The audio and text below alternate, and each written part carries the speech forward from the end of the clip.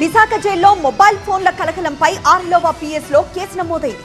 జైల్లోకి మొబైల్స్ ఎలా వెళ్లాయన్న దానిపై పోలీసులు ఫోకస్ పెట్టారు. సెంట్రల్ జైలు సిబ్బంది పాత్రపైన అనుమానం వ్యక్తం చేస్తున్నారు.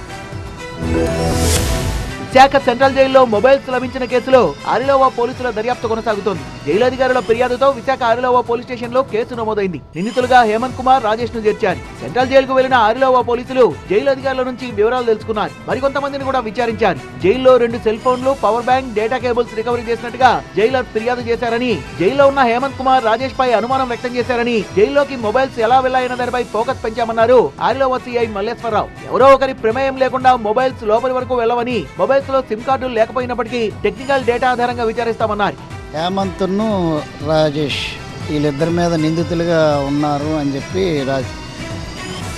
అందులో కంప్లైంట్లో వ్రాయడం జరిగింది. దాని మీద పూర్తిగా మేము ఎంక్వైరీ చేస్తున్నాం.